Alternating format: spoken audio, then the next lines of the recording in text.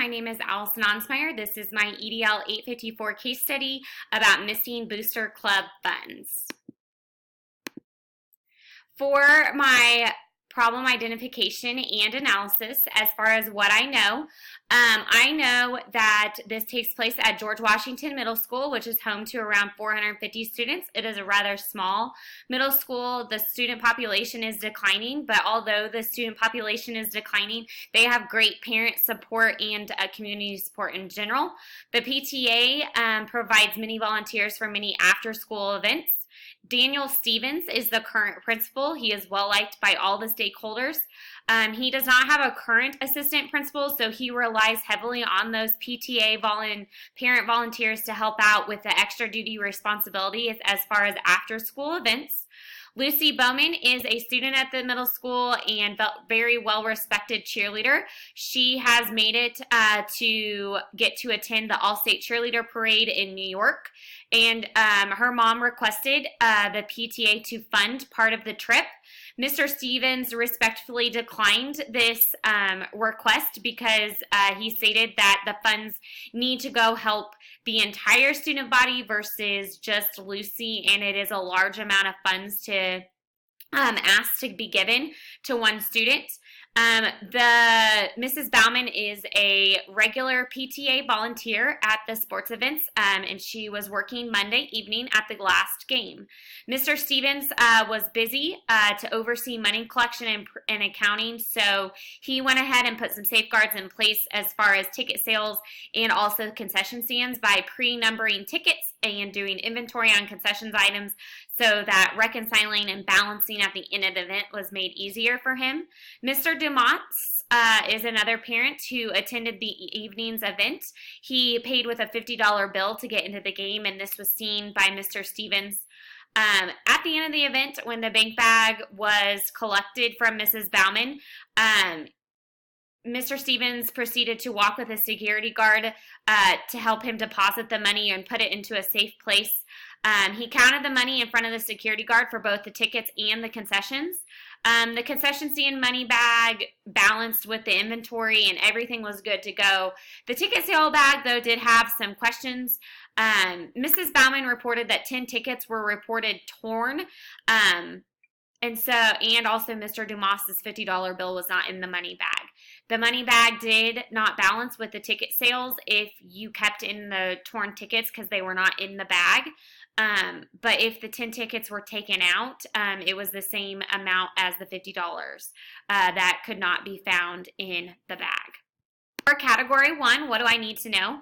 I need to know what happened to the torn tickets. Were they in the bag or did Mrs. Bauman throw them away? What policies and procedures are currently in place through the district for ticket sales at these type of functions? Was there another person working the ticket sales with Mrs. Bauman that could report the same thing about the torn tickets? Why didn't Mrs. Bauman contact Mr. Stevens when she noticed the tickets were torn so that maybe this issue could have been solved prior and it just could have been done in a different way? Did Mr. Stevens notice the tickets were torn at the beginning of the game?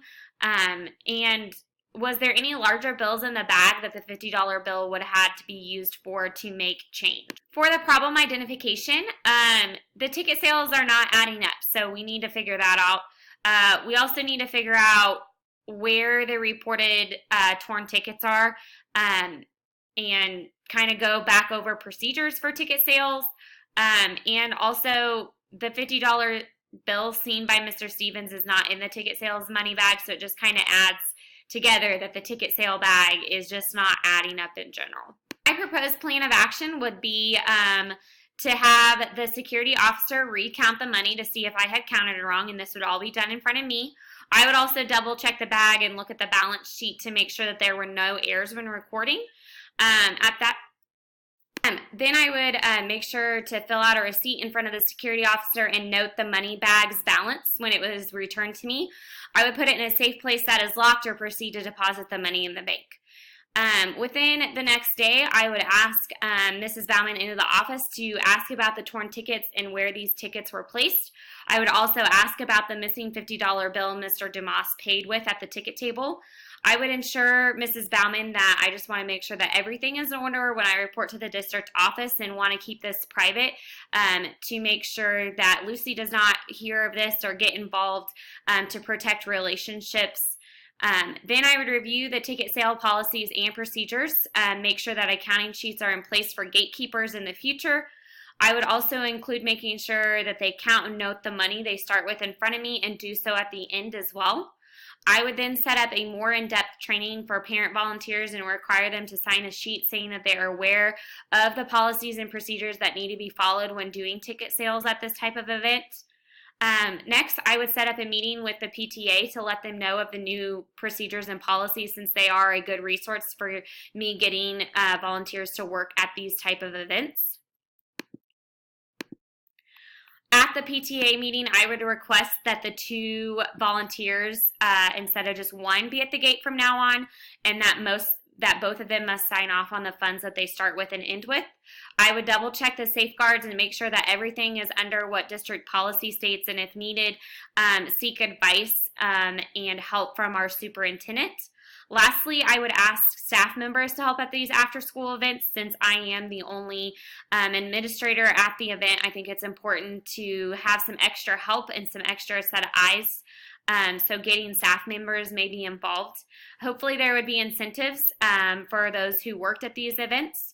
And throughout this whole process, I just want to make sure that I'm keeping the district office personnel involved and updated through the whole course of events. As for Category 3, I resolve the issues based on promoting the success of all students by making sure that the funds, by noting to everyone that the funds missing could have gone towards supporting students. Also by putting in additional safeguards with additional policies and procedures, and having volunteers and staff members sign off on them, and hopefully put just an additional safeguard in those for ticket sales.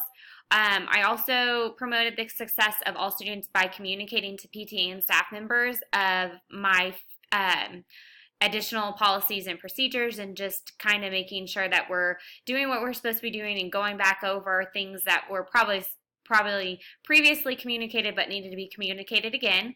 And also by asking staff members to help out at the after-school events. This is just another safeguard and would help Mr. Stevens not be the only one at the event. As far as what I'm thinking and feeling and valuing, I'm thinking that the safeguards currently in place need to be evaluated. I'm also thinking that Mrs. Bauman's volunteering time may need to be adjusted. I'm also thinking that the students will not be receiving as much as what they could have, even though it was a small amount. It's still not everything that they could have received if the money had not gone missing. And lastly, if she really did take the money, how could Mrs. Bauman take it and not, feel bad about doing so? I'm feeling that these issues could have been prevented with proper procedures and policies in place.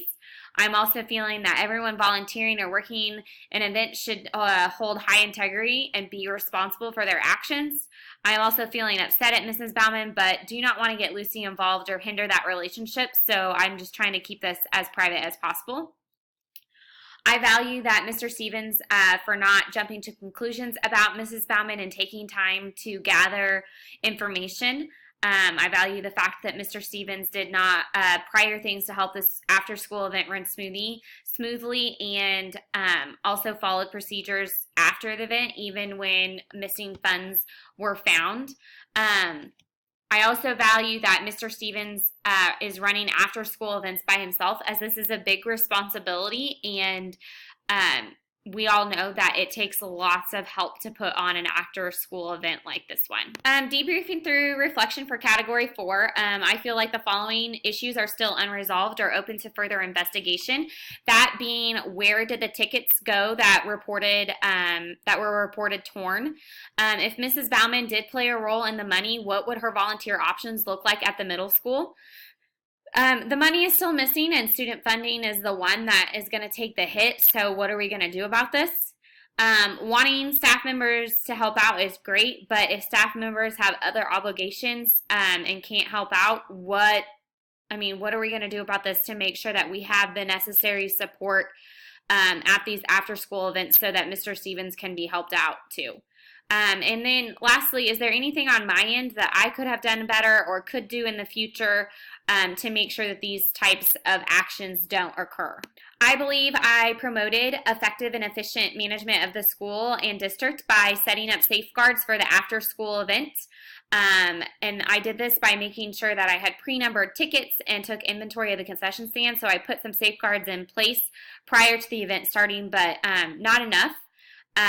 I think that even though the missing funds were noted, I continue to follow procedures and policies to have adequate documentation. I also plan to provide training and written procedures for future events on ticket sales, and I evaluated and corrected current district policies and procedures to incorporate more safeguards.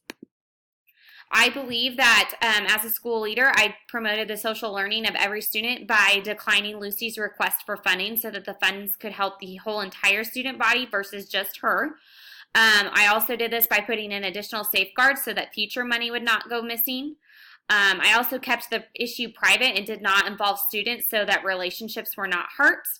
And building relationships we know is very important with students, whether you're a teacher or administrator. So just staying active in after school events and having strong relationships with the students' parents and community members just signifies that it does take a village to run a school, and just remembering that we're all in it for the students, but we do need to follow those necessary policies and procedures.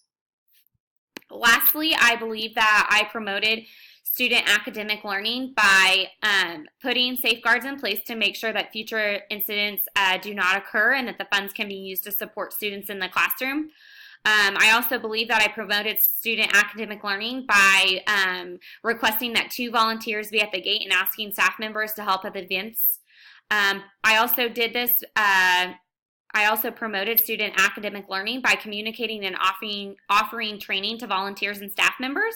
And lastly, I promoted student academic learning by evaluating and making the necessary changes to the already in place policies and procedures so that we can make sure that at future events that money doesn't go missing and that everything is documented by a paper trail so that the funds earned at these after school events can go where they're supposed to and not go missing.